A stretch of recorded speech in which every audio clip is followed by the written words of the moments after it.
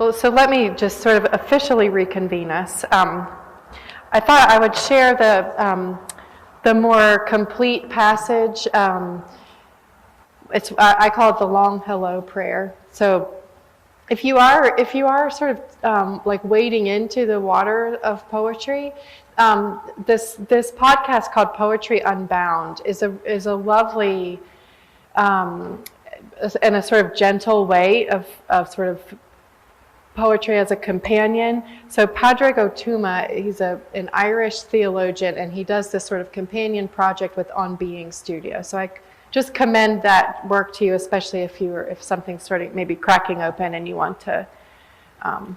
He offers a poem and then it's sort of gentle annotation, more than any analysis. So anyway. But this book he wrote, it's called In the Shelter, Finding a Home in the World. And it's just a gem of a book. But I'll just share with you this one passage sort of by way of reconvening us.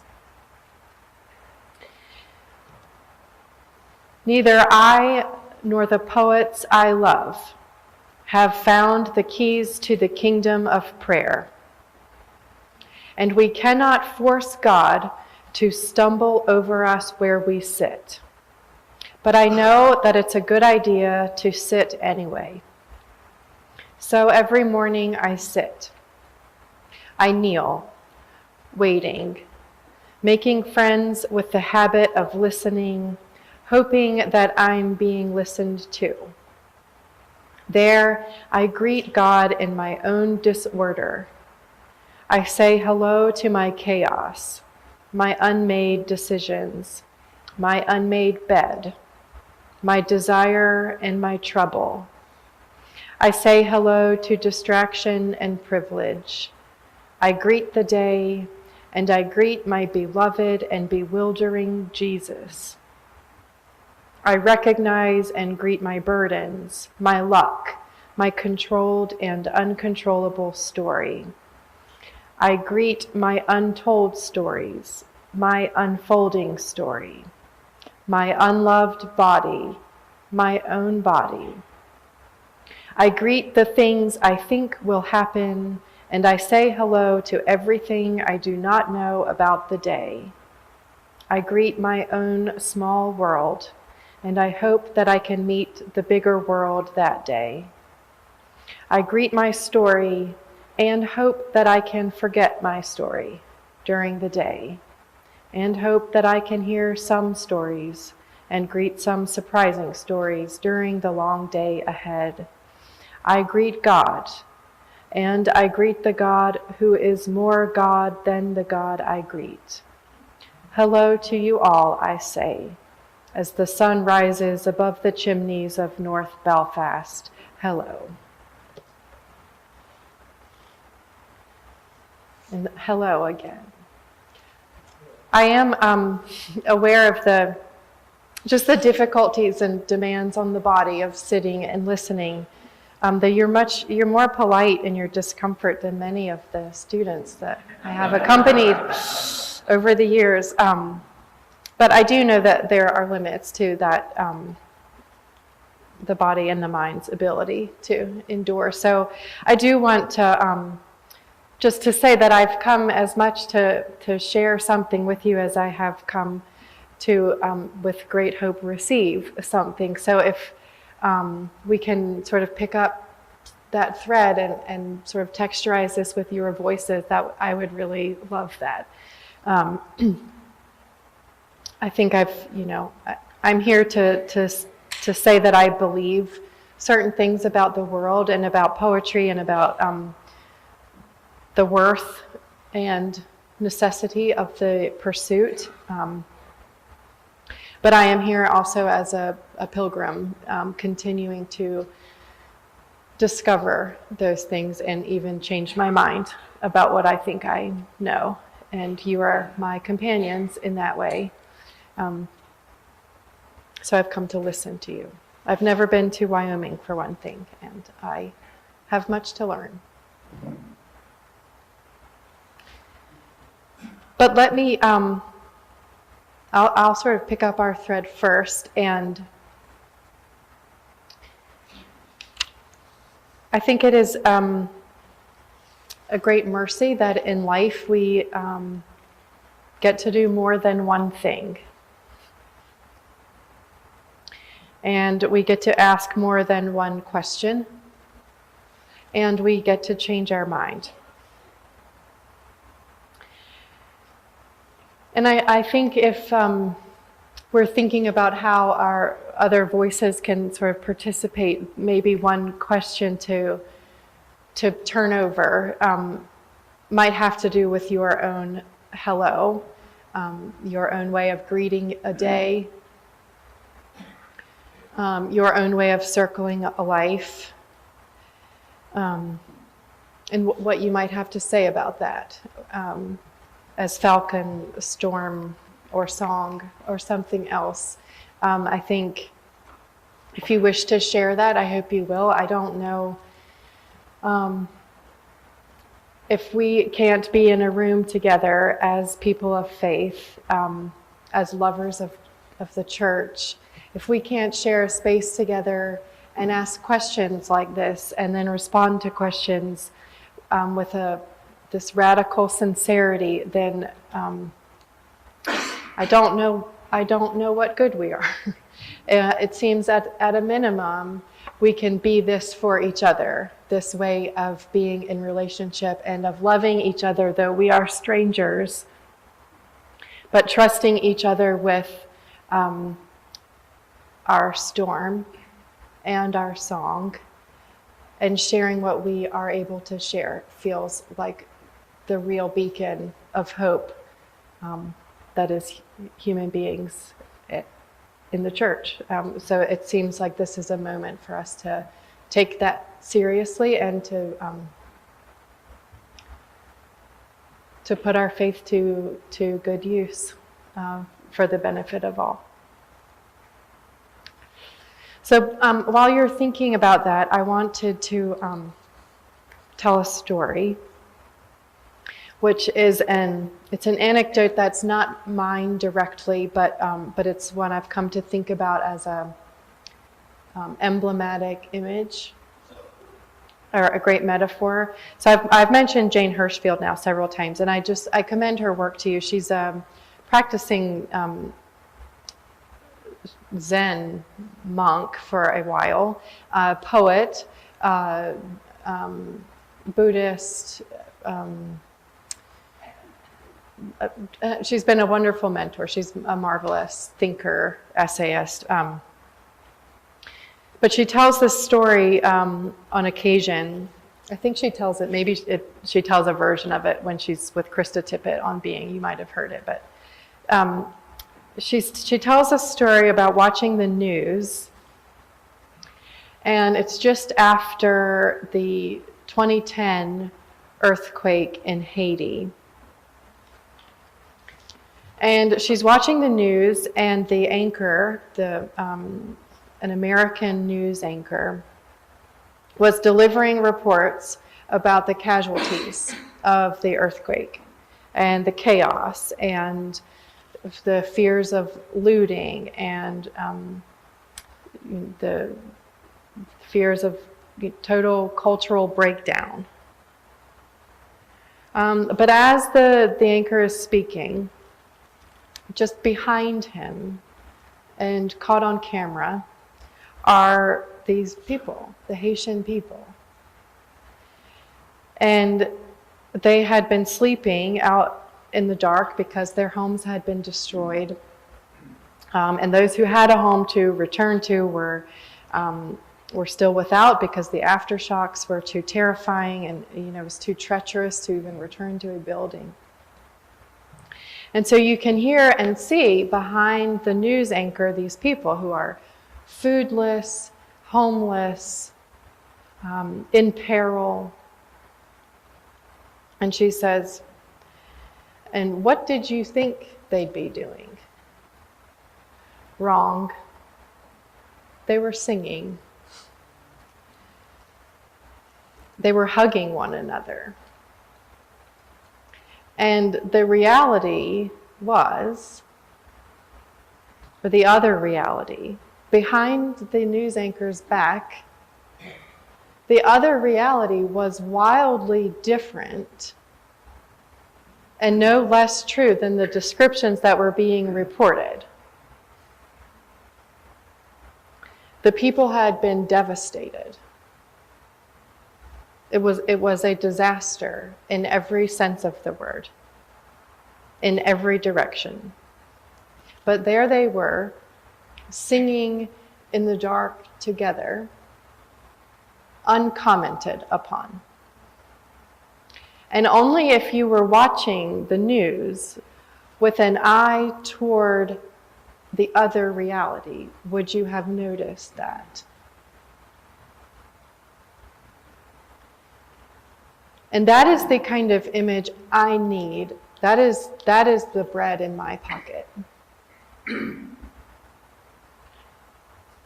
It's this ordinary reminder about an extraordinary possibility of the other reality that's happening all the time. It's often behind our back, and it's often unseen, but not invisible. C.S. Lewis has that wonderful description of us as half-hearted creatures fooling about with our ambitions, like a child who wants to go on making mud pies in a slum because we cannot imagine what is meant by the sea.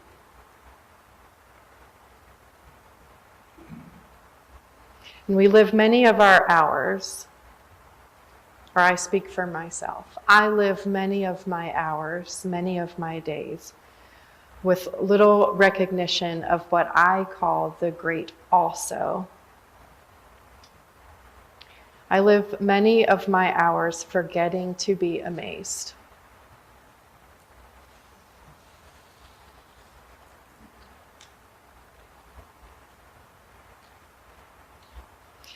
I don't know what it says about me either, that emblem, that image of the newsmen and the Haitian people comes to me secondhand. I like to think that if that were happening, that I would be a person to have seen that. But thank God there are people who are seeing it, who can tell us that story. So Jane Hirschfield is the one who noticed, but is now telling that story to us so that we are able to train our eye. That seems to me the work of poetry, or the work of the poet, to help us see not what is hiding from us. Nothing was hiding in that scene.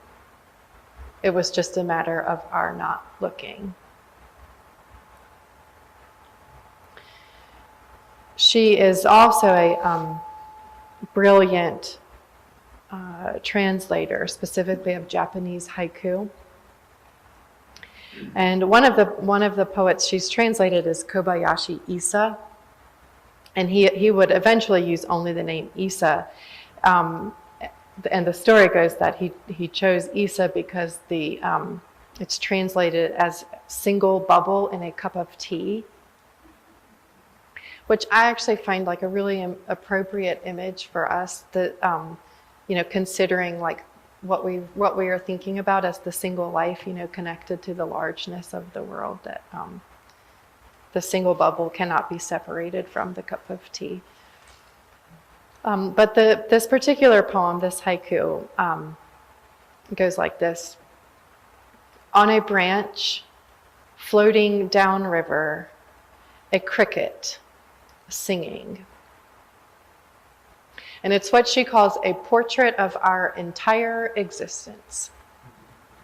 On a branch, floating downriver, a cricket singing.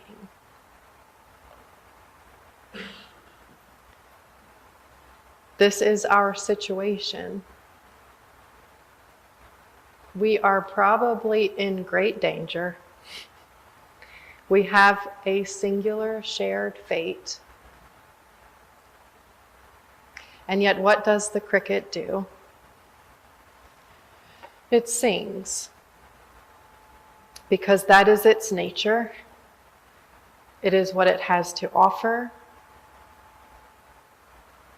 And it is delighting in this one moment in the sun because it is on a branch and because it is not yet drowned.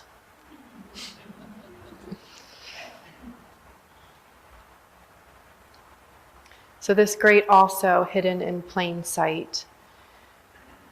I think it is a thing to be practiced. We are, most of us anyway, in need of a softening.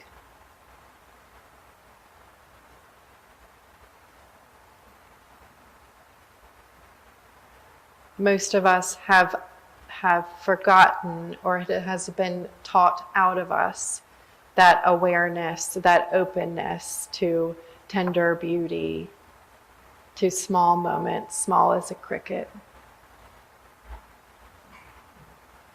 And so it is experiences awakening like that, even if I am hearing the story secondhand. But moments like that where I am, if I am listening well, if I am receiving this well, the stories of another, it changes me.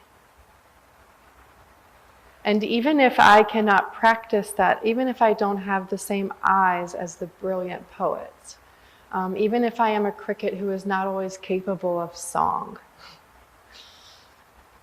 I think moments where we are opened that way, made aware, softened,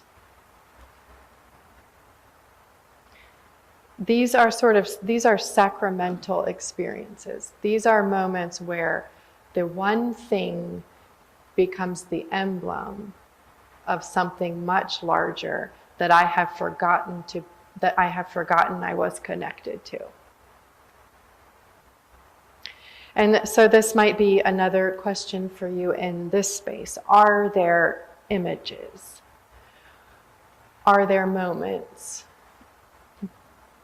Are there objects or memories, things you have noticed, things you have seen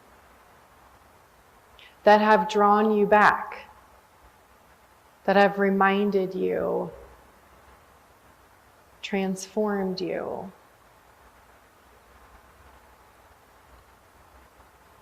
led you back to something?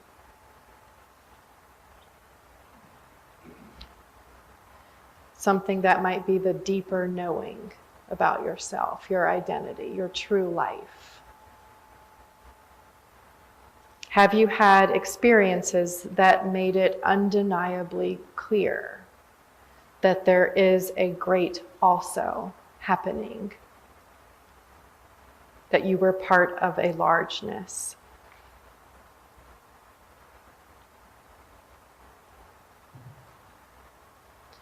You do not have to be on the mountaintop to be transfigured.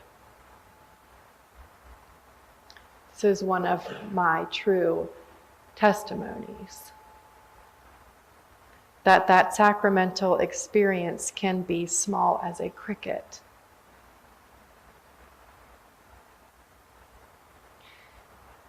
We just have to learn to be open to the possibility and paying attention. The miracle of the burning bush, remember. The miracle of the burning bush, not burning up, is as much that God spoke to Moses from there as it is that Moses turned aside to see it.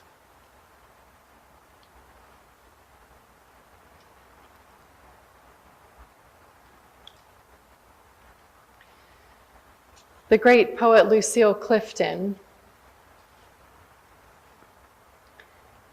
she said once in an interview, somebody walked off of a savanna or out of a cave and looked up at the sky with wonder and said, "Ah." And that was the first poem.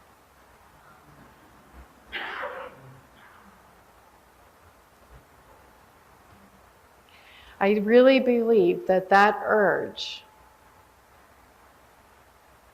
that desire for is in everyone.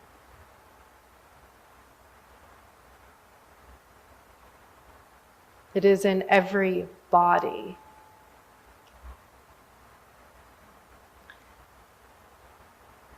Poetry might be taught in schools or churches, but it does not emerge from anything other than human experience. It does not emerge from anything other than desire, wonder, awe, grief, love. It emerges from the makings of human life.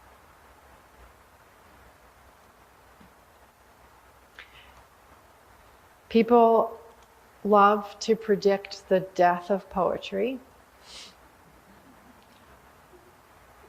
The way they predict the death of printed books, they might be right. If anything, the pandemic taught us what we can do without. I used to think there was no way possible schools could ever rely on anything other than human beings. But stranger than science fiction, Zoom taught us how little our need for each other is in some ways. We did not need to be in a room together. We did not need to be in church. And yet what we learned is like, we need to be in a room together. We learned we can do it, but we need to be in church if it's going to feel like it's supposed to feel.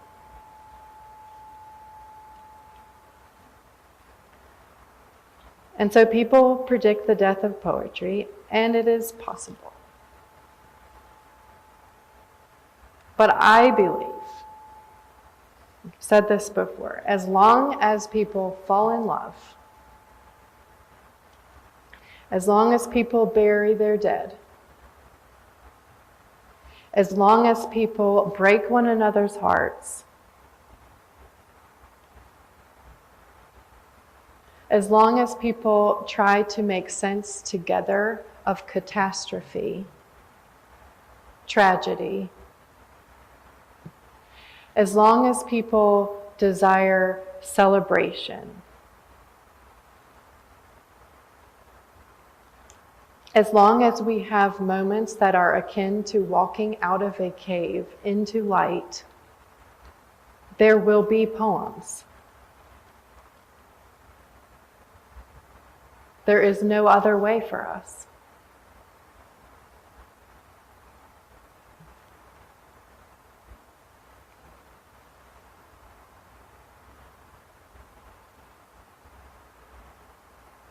We need reminders of our essence, evidence of our truest self that is often lost in the chaos, lost in the noise of the world. It does not disappear, but it is neglected. I used to tell my poetry students that the muse can stay silent for a lifetime. The muse does not care whether you write a poem or not. But it doesn't mean the muse is not available.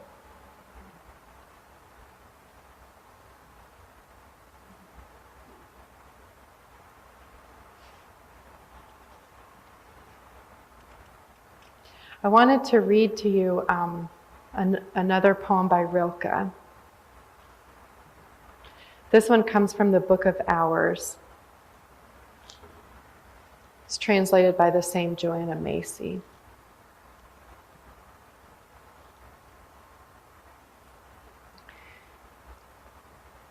I think I will read it twice.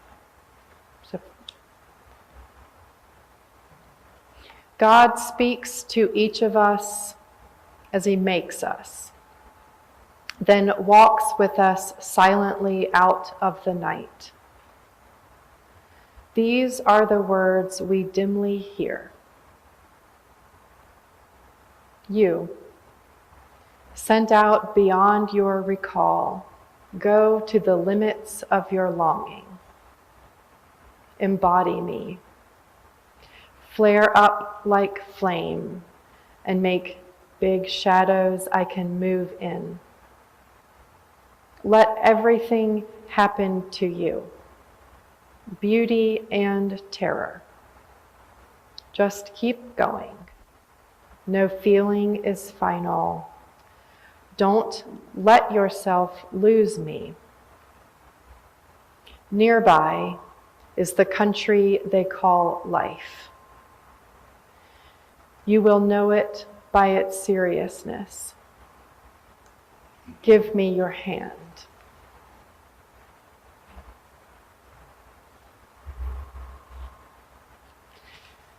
And what I want to say about this is that somewhere along the way in my circle, I was invited to think about prayer not only as petition, but as response.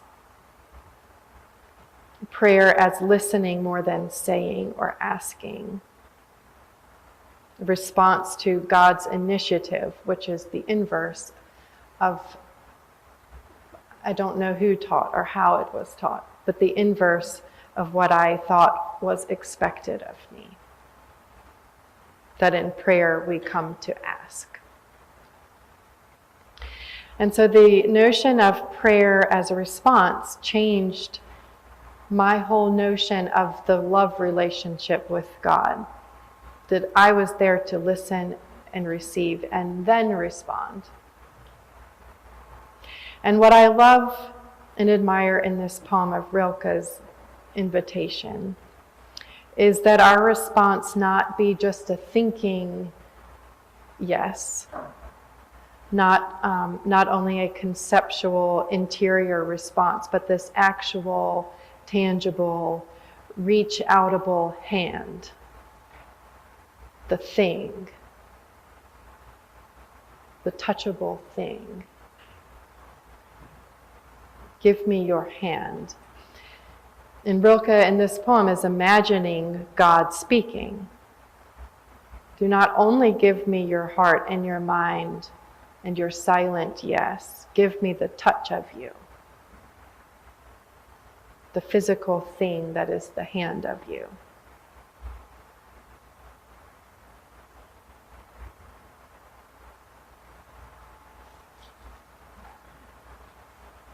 God speaks to each of us as he makes us, then walks with us silently out of the night. These are the words we dimly hear. You, sent out beyond your recall, go to the limits of your longing. Embody me. Flare up like flame and make big shadows I can move in. Let everything happen to you, beauty and terror. Just keep going. No feeling is final. Don't let yourself lose me. Nearby is the country they call life. You will know it by its seriousness. Give me your hand.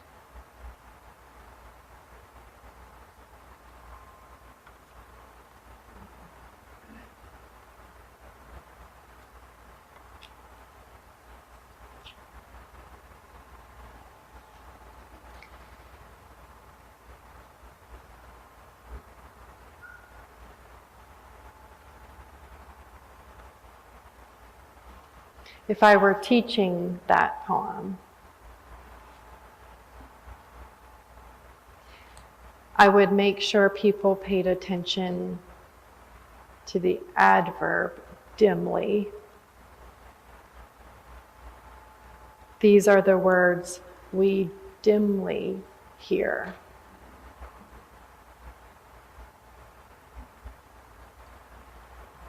It is not criticism.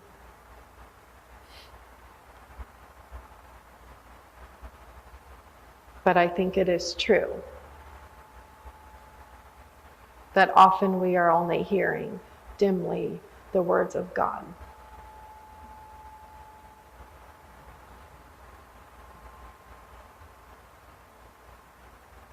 I would also make sure my students paid attention to the they in the penultimate stanza. Nearby is the country they call life. Who is that they? Who are they? Where are they? What do they have to do with you?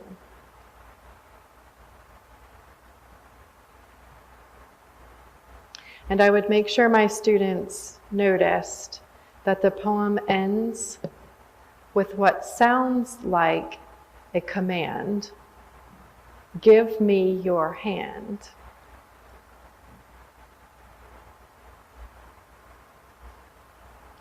But that there is another way of reading that.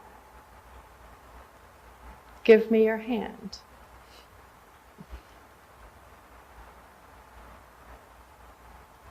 And then the poem is over, but not ended. The white space at the end of a poem is often where the real joy is. Give me your hand.